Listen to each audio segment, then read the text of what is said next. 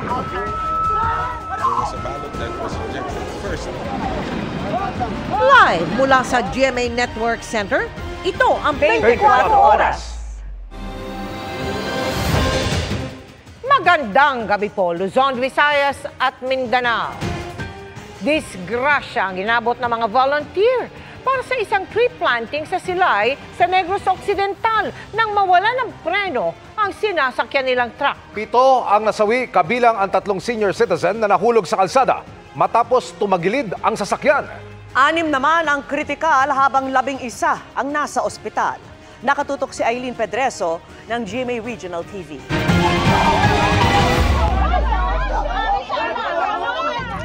Ganito kumalat sa kalsada ang ilang tao sa bahagi ng Sitio Paho, Barangay Gimbalaon, Silay City, Negros Occidental. May ilan na bumabangon pa, ngunit ang iba nakahiga na lang. Maligid, so?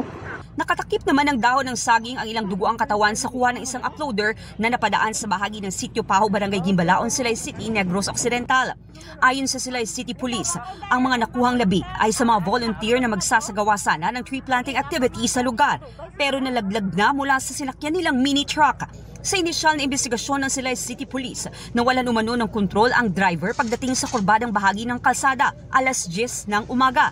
Kaya tumagilid ang truck at nahulog sa kalsada ang mga sakay. Bali, ang halin sa tree planting taman sa babaw. So pagpanaog nila, daw amo na lost control ang atong driver sa manobela. Sa ato nga term, ma'am, daw na naula nagsaka pababaw dira. Rumisponde sa pinangyarihan ng aksidente ang Philippine Red Cross.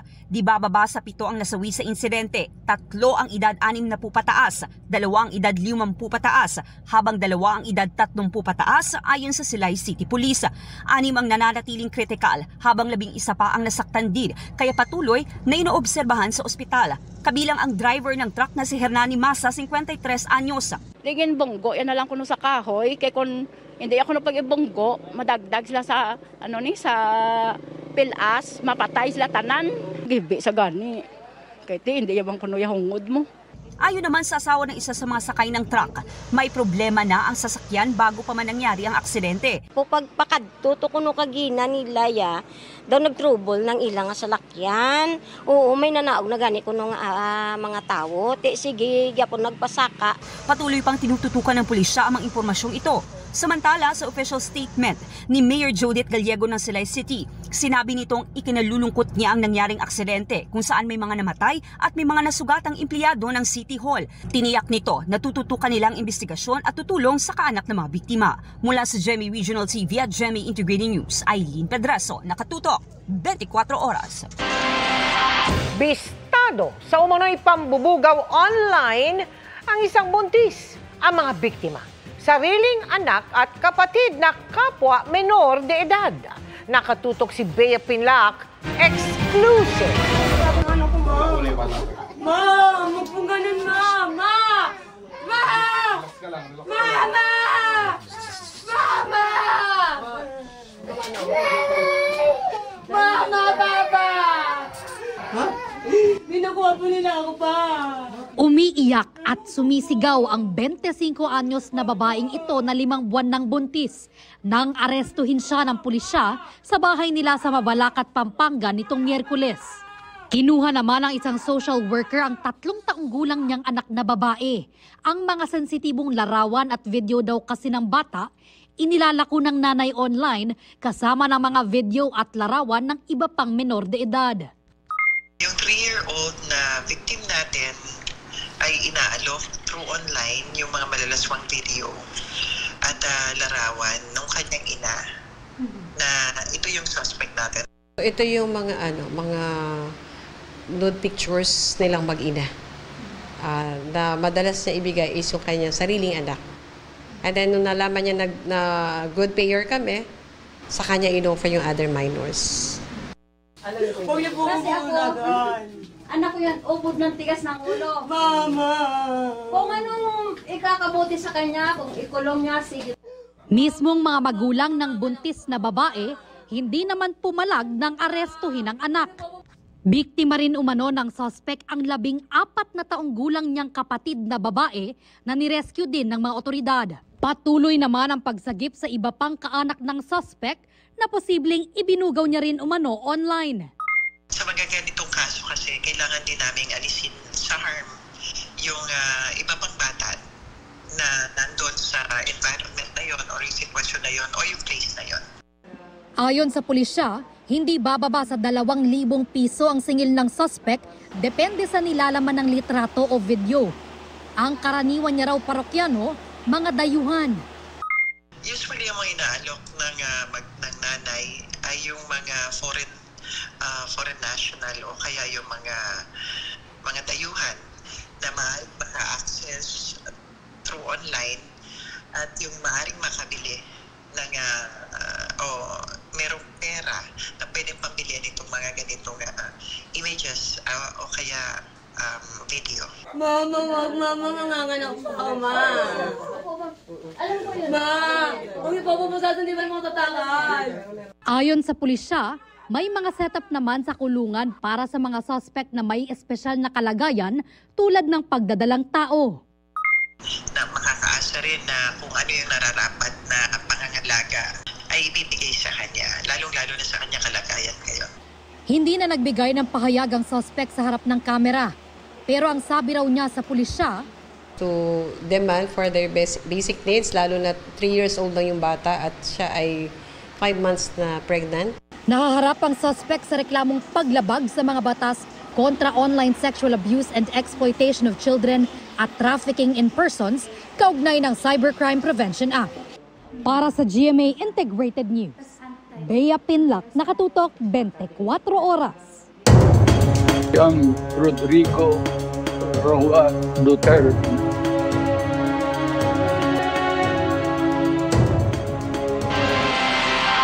Nilinaw ng bansang Australia na hindi pa ito sumasang-ayon na kupkupin si dating Pangulong Rodrigo Duterte sakaling bigyan ito ng interim release ng International Criminal Court.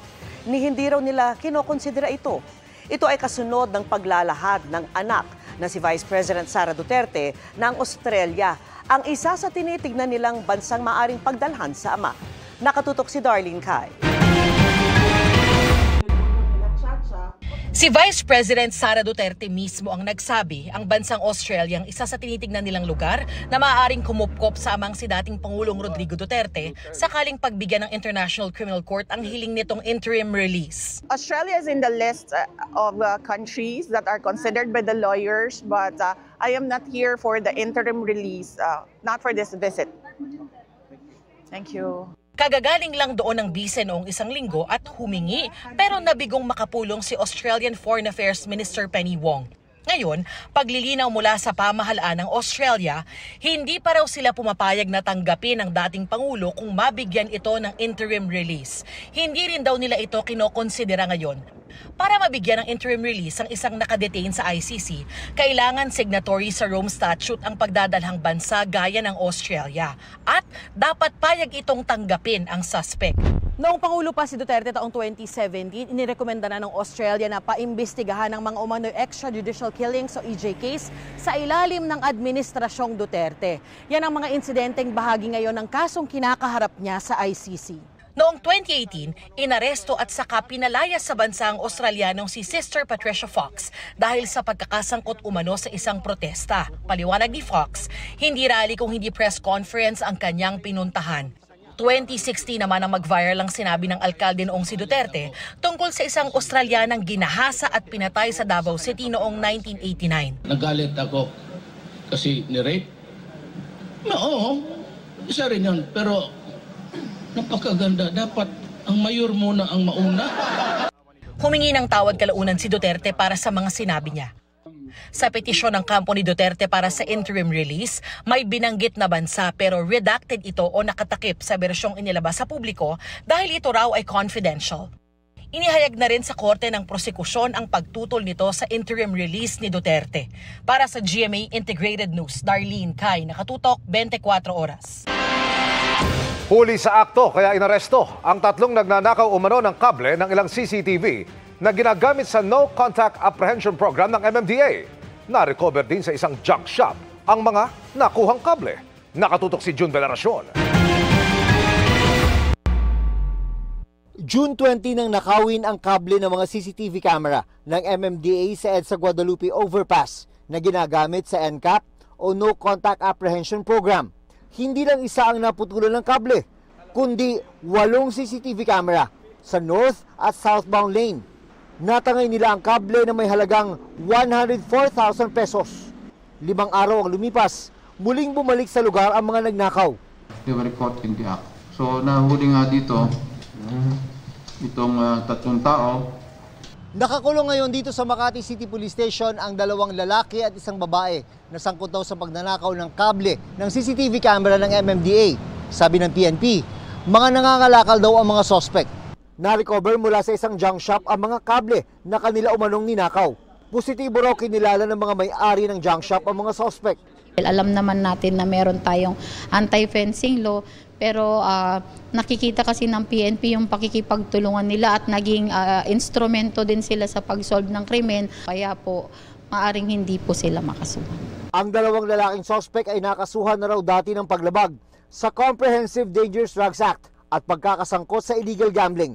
Sinampahan na sila ng reklamong theft, kaugnay ng pagnanakaw ng kable at tumagi silang magbigay ng pahayag. Sa Skyway sa bandang Pio del Pilar naman, isa ang arestado dahil sa pagnanakaw naman ng kable ng kuryente. Tinatayang nasa 25,000 pesos na halaga ng kable ang kanya umanong nakuha. Ito po yung mga kable na nag-uugnay sa mga ilaw doon po sa ilalim po ng ating Skyway. Nakakulong din sa Makati City Police Station ang suspect. Sinusubukan pa naming makuha ang kanyang pahayag. Para sa GMA Integrated News, June Veneracion, nakatutok, 24 oras. Apektado ang kabuhayang galing sa Taal Lake ng revelasyon na doon itinapon ang mga nawawalang sabongero. Humina kasi ang benta ng ilang isdang hinahango roon, kabilang ang tawilis na sa Lake Taal lamang natatagpuan. Nakatutok si Ian Cruz. Hapon na pero marami pa ring tindang isda mula sa Taal Lake ang mga pwesto sa pamilihan ng Talisay, Batangas. Dati-rati raw, tanghali pa lang, ubos na ang paninda. Pero mula nang isiwalat ni alias Totoy na sa Taal Lake umano itinapon ang mga missing sabongeros, sabi ng ilang tinderang aming nakausap rito, naramdaman na ang tumal ng benta ng mga isdang huli sa lawa. 1 week na ho. Oho.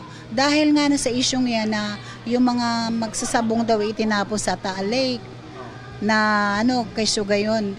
Siyempre, matatakot ng ibang tao. Akala nga naman nila, nakakakain ng mga isda dito na tao. Hindi naman talaga ho yung nakakakain. Mga alaga ho kasi ito. Kaya safe na safe ho talaga. Ganito rin halos ang kwento ni Aling Catherine na hapon na wala pang buena mano sa kanyang tindang tawilis. Ang mga suki, hirap daw kumbinsihing bumili. Inaalok lang po namin tapos ayaw nila bumili. Dahil apektado po sa yung magsasabong na itinapon. Ano po sinasabi nila pag inaalok nyo? Wala, gumaganon lang sila.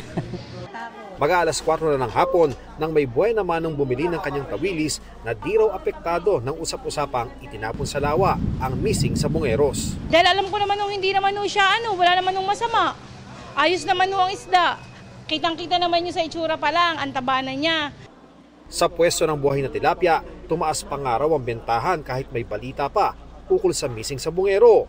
Hindi rin alintana ng mga parokyano ng tilapia ang mga balita ukol sa missing sabongeros. Hindi naman natin alam kung saan tinapon At saka matagal na rin naman yun 4 years na yan, sabi 4 years na yata. Wala akong pakialam doon. Basta gusto ko ng tilapia. Bahala sila kung nag-iisip sila ng gayon. Sinisika pa ng GMA Integrated News sa makuha ang panig ng Bureau of Fisheries and Aquatic Resources ukol sa mga isda sa Taal Lake. Nitong Sabado, nagtungo na sa Talisay, Batangas ang Commission on Human Rights para kausapin ng CIDG Batangas at Coast Guard Station para humanap ng karagdagang impormasyon ukol sa missing sabongeros. Wala ang commander ng Coast Guard Station sa kanilang himpilan kanina. Nagsadya rin kami sa Camp Malvar sa Batangas City para kausapin ang pamunuan ng Batangas Police Provincial Office at CIDG Batangas, pero ayon sa mga nakausap naming pulis, wala ang mga pinuno na nasabing mga tanggapan sa kampo. Para sa GMA Integrated News, Ian Cruz, nakatutok, 24 oras. Pati illegal na droga, inila-live selling na rin online. Yan umano ang ginagawa ng lalaking inaresto sa Pampanga. At nakatutok si Chino Gaston. Hindi naman Ewan ko kung may bayad din na. Animoy simpleng Facebook live content lang ito ng isang alias Nono mula sa Mabalacat, Pampanga. Hindi naman ako naniningil eh. Abala siya at may inaayos habang nakikipag-usap sa kasama. Pero ang laman pala ng kanyang inaayos, ayon sa pulisya, mga hinihinalang shabu. Putol at naka-blur na ang video ibinigay ng Mabalacat Police. Pero ayon sa kanila, may punto ang video kung saan ipinagmamalaki ni alias Nono na nagbebenta siya ng iligal na droga. Agad nagkasa ng buy-bust operation ang pulisya. Arestado si alias Nono kasama ang 2 lalaking na aktuhang gumagamit ng droga. Nakumpiska ang 5 sachet ng hinihinalang shabu na nagkakahalaga ng 40,000 pesos, pati marked money at iba pang ebidensyang magpapatunay ng kanilang pagkakasangkot sa iligal na aktibidad. Hindi na nagbigay ng pahayag ang sospek na nasa kustodiya ng pulisya. Sinampahan siya ng kasong paglabag sa Republic Act 9165 o ang Comprehensive Dangerous Drugs Act. Para sa GMA Integrated News, Chino Gaston, nakatutok, 24 oras. Hanggang mahigit 2 piso kada litro ang posibleng rollback sa ilang produktong petrolyo sa susunod na linggo. Pero pagkwestiyon ng ilang motorista, bakit malayo yan sa mahigit 5 pisong pinagsamang oil price hike ngayong linggo?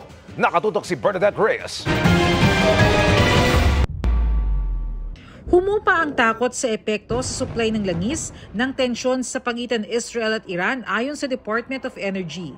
Kaya bumaba kahapon ang presyo ng Dubai crude na batayan ng presyo ng produktong petrolyo sa Pilipinas. Nag-react talaga ang merkado ng pagbaba nung nagkaroon ng announcement si President Trump na merong ceasefire na mamamagitan between Israel and Iran. Pero bahagya lang makahihinga ang bulsa ng mga motorista. Base kasi sa 4 na araw na trading, hanggang mahigit piso sa litro ng gasolina lang ang rollback at mahigit 2 piso lang sa litro ng diesel.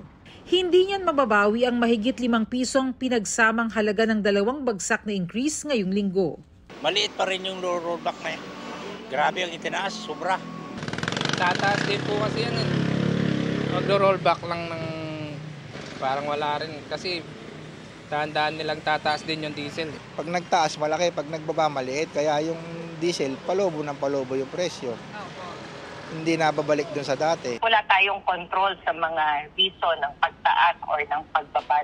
Sa ngayon, nagsisimulang bumaba, hindi man ganun kalaki yung difference kasi di ba ang computation natin ng adjustment for next week, itong linggo, average itong linggo nito versus the previous week. Malaki yung previous week. So kaya hindi ganun kalaki yung impact ng adjustment ngayon.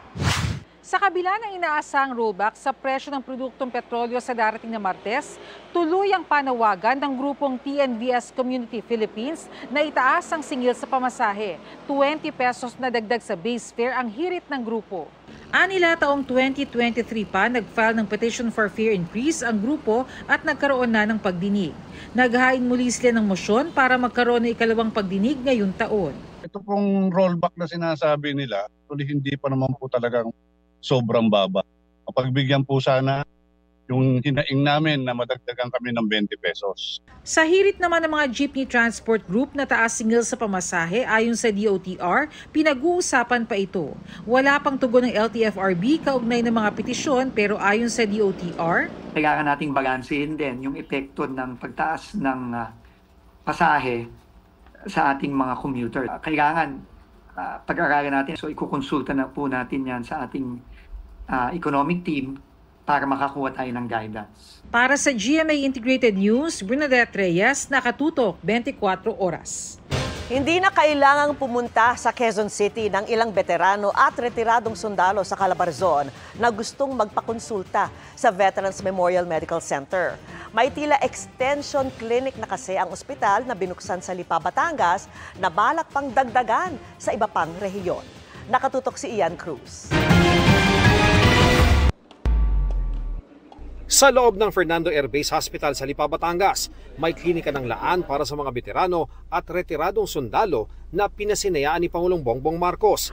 Ito ang Valor Clinic o Veterans Access to Lifetime Optimized Healthcare, kung saan may consultation rooms, pharmacy unit at laboratory sa outpatient wing.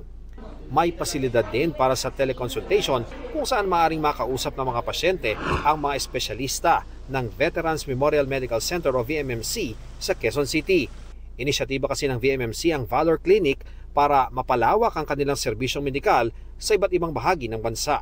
Katunayan, 15 ganitong klinika ang balak nilang ilagay nationwide. Instead of going to veterans, pipila sila, dito na po dadalhin sa mga Valor Clinics located in different regions yung kanilang maintenance medications. Pati qualified dependents ng mga veterano ng iba't ibang digmaan at mga retiradong sundalo pwede rin sa Valor Clinic. Hindi na kami mahirapan magpunta sa main Veterans Memorial sa Manila. Dito na lang. Malaking bagay talaga kasi sa amin menos na sa pamasahe. Binisita na rin ng Pangulo bilang Commander-in-Chief ng AFP ang mga tropa ng Philippine Air Force na nakatalaga sa Fernando Air Base. Para sa GMA Integrated News, Ian Cruz, nakatutok 24 oras. Bumaba ang demand kaya nagmura ang kada kilo ng karneng baboy sa ilang pamilihan. Gayunman, posibleng makaapekto sa presyo ang transportation cost, lalo kung ang supplier ay dati pong dumaraan sa ginagawang San Juanico Bridge. Nakatutok si Bernadette Reyes. Dahil sa mahal, minsan na lang kung bumili ng karneng baboy si Judith. Minsan, wala sa budget, sa sobrang taas, di ba? Sa monitoring ng Department of Agriculture, umaabot hanggang 490 pesos ang kada kilo ng liempo. Ang kasim naman hanggang 420 pesos kada kilo. Pero dito sa Marikina Public Market, bahagya ng bumababa ang presyo ng baboy. Nagbaba si dealer kahagabi ng 5 piso. Kagabi pa lang, 5 pa lang doon sa mga pinatong nila na 10 na araw-araw nung nakaraan. Konti pa lang ang ibinaba, 5 piso pa lang. Kaya hindi pa kami masyadong makapagbaba ng bentahan. Ayon sa Pork Producers Federation of the Philippines, dahil ito sa bumababang demand sa baboy. Naglalaro ngayon sa 230 hanggang 250 kada kilo ang farm gate price ng baboy mula sa dating 260 hanggang 265 kada kilo. Basta dumadating na July hanggang August, bumababa talaga yung presyo ng karning baboy. We relate it to yung buying power ng consumer kasi usually this time yung nagastos nila sa pang-tuition ng mga bata. At maaari pa nilang bumaba ang farm gate price o presyo sa mga babuyan sa mga susunod na linggo bago muling tataas pagpasok ng Burr months. Pero ibang usapan ang presyo kapag ibinyahin na dahil wala silang kontrol sa transportation cost. Halimbawa, maaaring magmahal ng 5 hanggang 6 pesos ang transportation cost dahil sa pagkukumpuni ng San Juanico Bridge na nagdurugtong ng Samar at Leyte. Pinatatagal kasi nito ang pagbiyahe ng mga baboy. This is a factor that is hindi natin maiwasan dahil nga sa bridge, San Juanico Bridge, no? But hindi naman lahat ng supply ng baboy nanggagaling doon. Mas marami pa rin sa ibang areas like Cebu and other parts of the Visayas na nagsusupply ng baboy papuntang Luzon. Sinisikap ng GMA Integrated News na makuha ang panig ng Department of Agriculture ukol dito. Para sa GMA Integrated News, Bernadette Reyes, nakatutok 24 oras.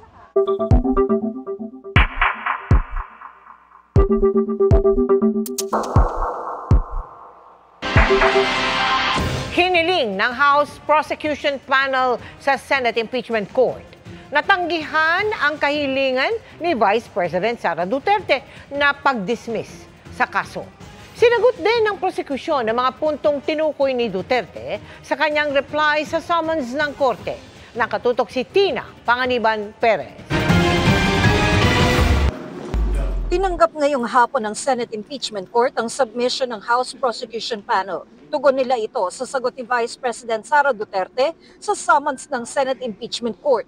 Dito idiniin ng prosekusyon na dapat tanggihan ng korte ang hiling ni Duterte na i-dismiss ang kaso ng walang paglilitis. Kailangan daw isagawa ang paglilitis para mapagtibay ang hustisya, panindigan ang mga prinsipyo ng demokrasya at idiin na walang nakatataas sa batas anuman ang kanyang katungkulan. Hanggang ngayon walang paliwanag. Nasa impeachment na tayo, nag-file ng answer, wala pa ring paliwanag. Lato tayo nanghuhula pa rin. Tinuri niya yung articles na scrap of paper, yun ang scrap of paper. yung sinagot niya, walang halaga. It's a sign of no defense. Kasi kung may depensa on the facts, gaya ng sinabi ko, hindi general denial, specific denial.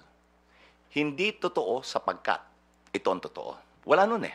Sa sinabi ni Duterte na wala na raw hawak na articles of impeachment ang Senate Impeachment Court dahil binalik ito sa Kamara, Mali ho ito. Nung sinerve po yung summons na yung articles of impeachment, na natanggap naman niya, and sinagot niya. Nag-issue ng order ang impeachment court na they are not dismissing or terminating the proceedings. So, buhay na buhay ang articles of impeachment.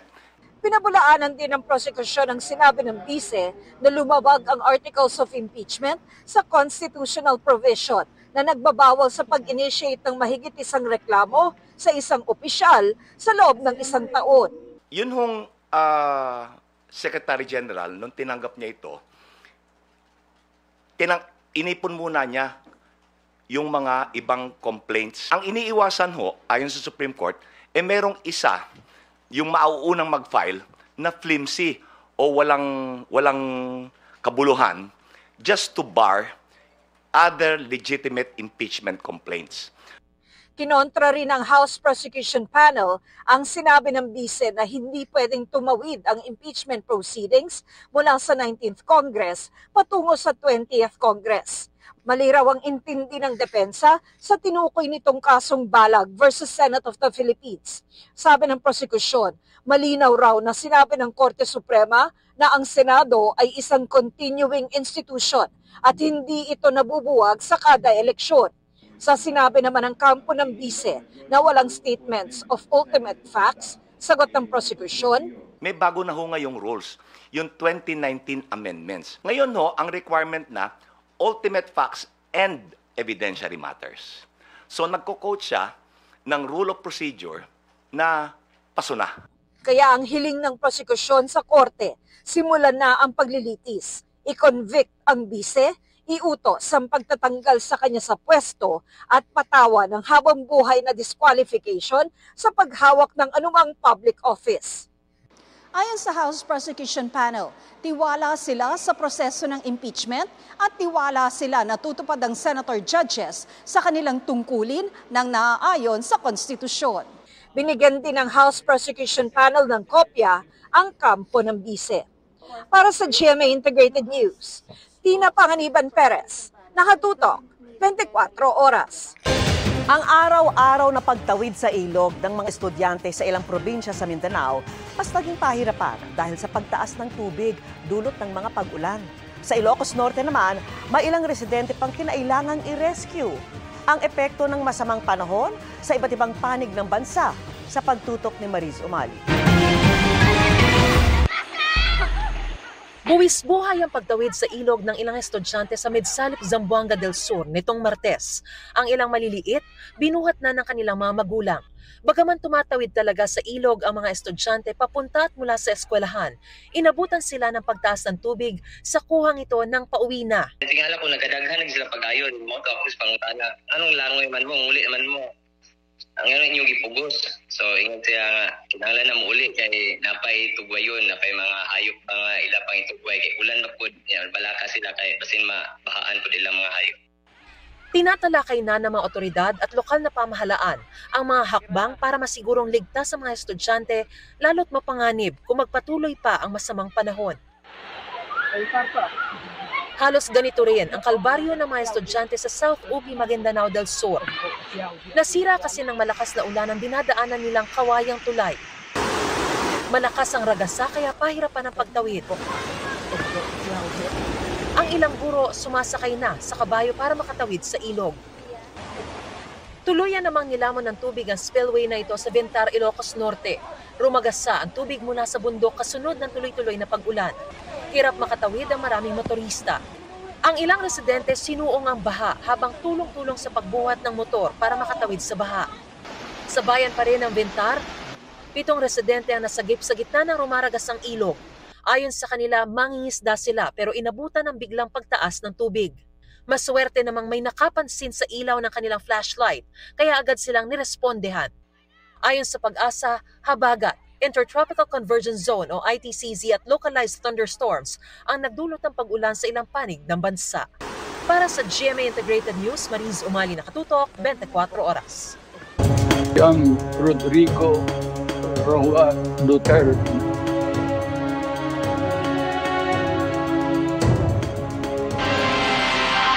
Hindi raw nakipag-ugnayan sa Australia ang mga abogado ni dating Pangulong Rodrigo Duterte para sa hinihingi nitong interim release sa International Criminal Court. Yan ang tugon ni Vice President Sara Duterte sa sinabi ng gobyerno ng Australia na hindi pa nila sinasang-ayunan na kupkupin ang dating Pangulo at hindi nila kinukonsidera ito. Sabi pa ng bise, wala raw isinumiting application ng defense team sa ICC para sa interim release ng dating Pangulo sa Australia. I'd like to clarify that the defense team of President Duterte never reached out to the Australian government to discuss about his interim release. There is no application of former President Duterte for interim release in Australia. Ang na-mention ko lang naman sa previous interviews ko is that merong list of countries na sinulat ang defense team ni dating Pangulong Rodrigo Duterte kung saan nila iniisip na pwedeng mag-apply ng interim release. But hindi yung listahan na yon ay hindi in-applyan ng interim release. So it is wrong to assume na because there is a list, there was an application for interim release to all the countries. That's my duo, pare! Talagang undeniable na ang closeness ni ex-PBB housemates Michael Sager at Emilio Daez na siniship ng ilang fans. Kaya may proposal si Michael para sa palapit na GMA Gala. Kung ano, sa chika ni Lars Santiago. May more than 2 million views ang TikTok videong ito ni ex-Kapuso housemate Michael Sager. Ang itlog ni Esnir, or known as Egg Smear. Kung saan ni-recreate niya ang favorite dish niya sa loob ng bahay ni Kuya, ang Egg Smear o omelette recipe ng co-housemate na si Esnir. Lasang itlog. Ay! Good vibes din ang pagkasa ni Michael as Saing King. At ginawa pa ang kanyang favorite snack. Naalala ko na ang PBB. Ang mga pagkain ito, best served daw lalo kung kasama ang newfound family niya sa loob ng bahay ni Kuya. Sabik na siya, hindi lang dahil in 1 week na malalaman kung sino ang big winner ng edisyon, pero dahil posible na muli ang reunion nila sa labas.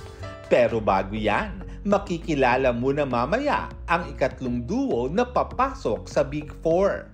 Kasama ang Team Chares ni na Charlie at Esnir at ang Team Rawi ni na Ralph at Will. They're all very deserving in their own very special ways. Nung nandun na kami, nagtatask na kami, grabe, habang nandun ako, naiiyak na talaga ako seeing that these are my family that so close to their dreams. Kabilang sa bago niyang pamilya ang bagong best friend, ang kanyang duo na si Emilio Daez na nakakasama lagi hanggang sa outside world. It was unexpected that we will be compatible with one another kasi miingay din siya, energetic siya, and akala namin magka-clash. And yung friendship namin is something I value a lot kasi totoo siya sa akin, genuine siya. May brother ako sa kanya, may kapatid akong I can go to and look up to rin. Sa nagdaang GMA Integrated News interviews, natanong si Michael tungkol sa mga fans na nagsiship sa Team Millie. They're very happy. They would like to see us in a movie like that. And ako naman kay Emilio, you know, I'm so proud of him and everything that he's doing. And if we were given opportunities like that, for the both of us, kasi sure po kami ang gusto namin maging leading man. And for now, that's the goal that we're working on. But in the future, Miss Aubrey, baka... Sa palapit na GMA Gala, excited si Michael dahil makakasama niya ang lahat ng housemates. Gusto ko kasama ko si Emilio kasi he will be attending the GMA Gala for a second time. I think as our duo, Millie, it will be fun to experience an event like this with him. So Emilio, sana sabay tayo sa gala. War Santiago, updated sa showbiz happenings.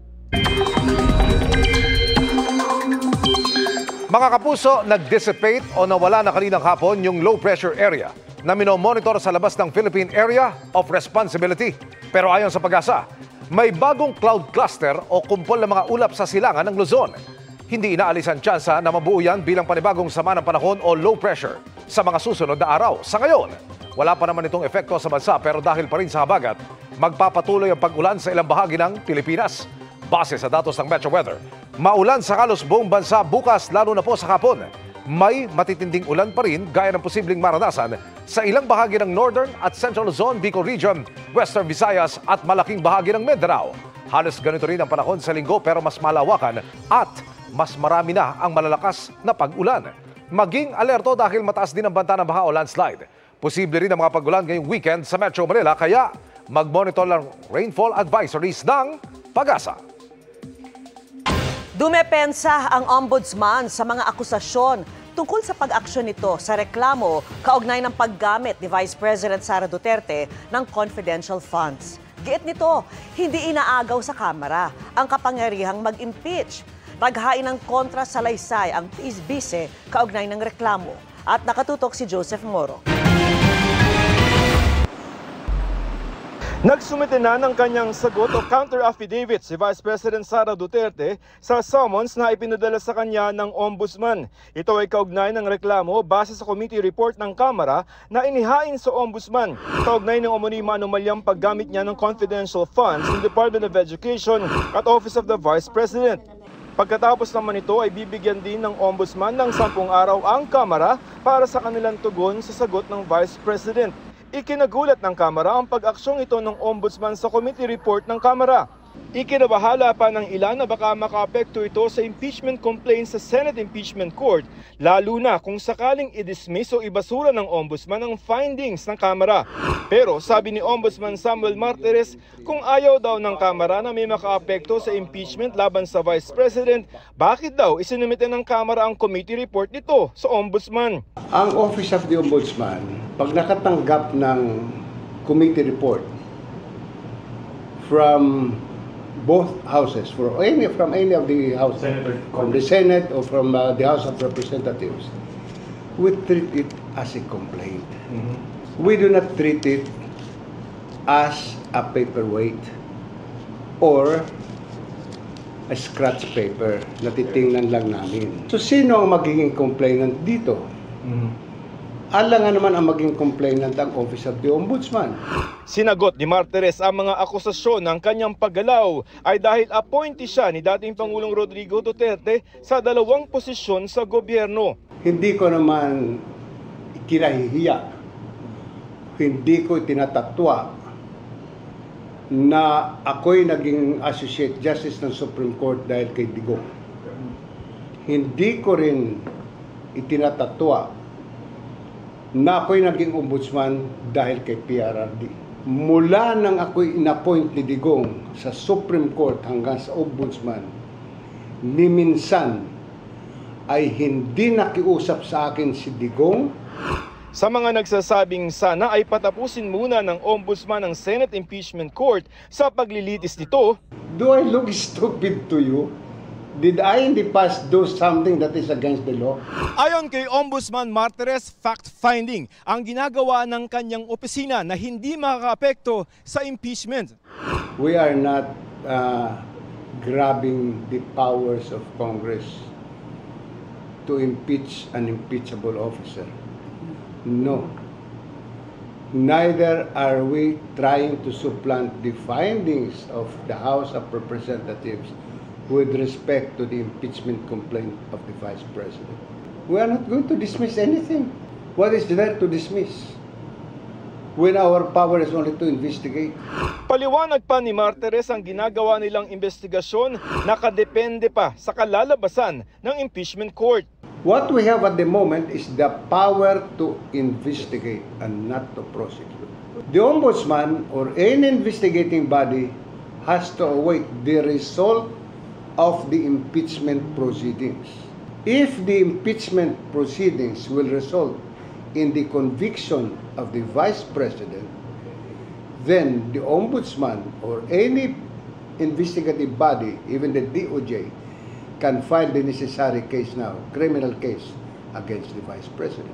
But if the Vice President is acquitted by the impeachment court, wala kaming power to charge her.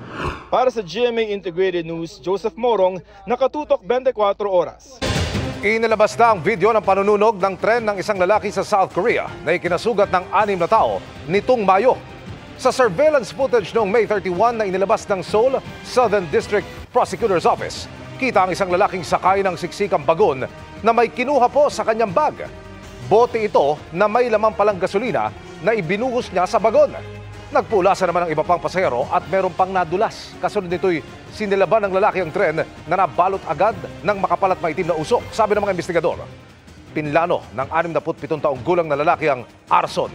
Kasunod ng kanyang diborsyo, kinasuhan na siya ng attempted murder at arson. Kaugnay naman ang pagtulong ng Justice Department sa mga Pilipinong tetestigo sa International Criminal Court o ICC. Sinabi ng Malacanang na hindi ito direktang pagtulong sa ICC. So hindi pa rin po tayo nakikipagtulungan sa ICC? Yes, directly hindi po. Hindi directly makikipagtulungan sa ICC. At ayon din naman po sa DOJ, kahit sino pang witnesses, kung ito po ay witnesses ng mga biktima, mapa-ICC man po ito o sa ibang mga pagkakataon, tutulungan pa rin po nila. Yun din naman po ang gusto ng Pangulo, mabigyan ng hustisya ang dapat mabigyan ng hustisya. Bago nito ay sinabi ni Justice Secretary Jesus Crispin Remulla na ang ICC ang humingi ng tulong para protektahan ang mga testigo. Kaya inutusan ang kalihimang Witness Protection Program na bigyan ng seguridad ang mga testigo hanggang madalas sila sa kustodiya ng ICC. Hindi lang mga iligal na nakaparada at negosyo ang nakahambalang sa ilang bangketa kaya sinita ng MMDA. May mga bahagi na rin ng bahay. Pati fire hydrant ay ginamit sa paghugas at pagligo. Nakatutok si Oscar Oida. Bumungad sa MMDA Special Operations Group Strike Force ang patong-patong na kahoy na basta na lang iniwan sa may bangketa sa Andes Circle sa Maynila. Hinala ng MMDA, pambenta ito na walang mapag-imbakan kaya dito iniwan. Hindi tuloy malakaran ang bangketa. Hindi natin pinipigilan na maghanap buhay ang ating mga kababayan. But then again, lagi natin pinapaalalahanan, sidewalk is meant for pedestrian. Sa bahagi ng R10 Road na nasa Tondo sa Maynila, mga nagbebenta ng saging naman ang inabutan.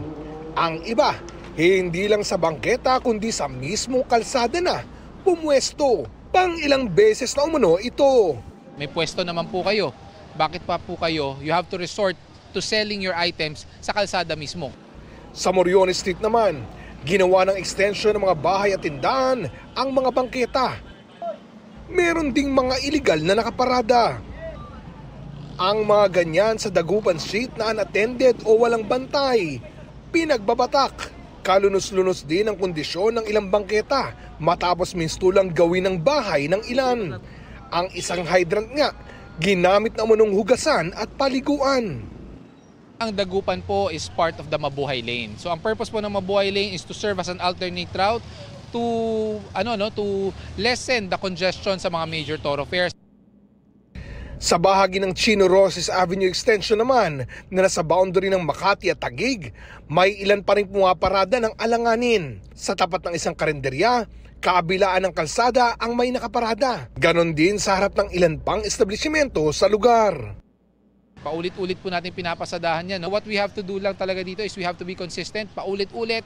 Hindi man natin kayang araw-arawin, but we will operate then every once in a while po. Para kahit papaano magkaroon po ng muscle memory. And kahit papaano, malesen din po yung pagiging pasaway po natin sa kalsada. Para sa GMA Integrated News, Oscar Oida, nakatutok, 24 oras. Ngayong gabi sa Encantadia Chronicles Sangre, magkakaalaman kung anong mas matindi, yelo o apoy. Bago ang paghaharap na yan ni Perena at Mitena, maraming taga-Lireo na minahal ang character ang kailangan ng mamaalam. Kaya naman si Rian Ramos may kuwalang sagot sa mga Encantadix na gigil sa kanyang role. Makichika kay Lars Santiago. Dumating na ang lamig ng puso ni Mitena sa Lireo. Nakakangatog sa inis at nakakadurog ng puso ang magkakasunod na pagkamatay ng mga taga-Encantadia. Mula kay Hara Cassandra, hindi mapapasayo ang Lireo. na sinundan ni Mira at Lira.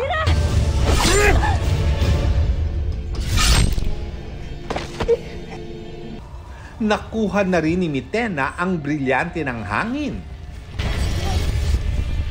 at brilyante ng tubig mula kay Alena na ikinulong pa. Dahil sa mga tagpo sa Encantadia Chronicles Sangre, biro ng isang netizen, wala mo nang gagawa ng ice at wala mo nang bibili ng yelo. Pabirong sagot ni Rian, magmainit na tubig muna this week dahil parang di raw siya muna makakalabas ng bahay sa galit ng Encantadix. Hindi pa rin ako makapaniwala. I feel like this is a childhood dream coming true. And I'm very honored to be chosen to play this role. Mamaya, susunduin na ni Banak at Nakba si Sangre Danaya sa mundo ng mga tao. Umandaan mula sa Encantadia patungo dito sa mundo ng mga mortal. Makakaharap na rin ni Sangre Perena, Flamara at Adamus si Mitena kasama si Dea. Siluhod kayo at kilalanin ako bilang bagong reyna ninyo.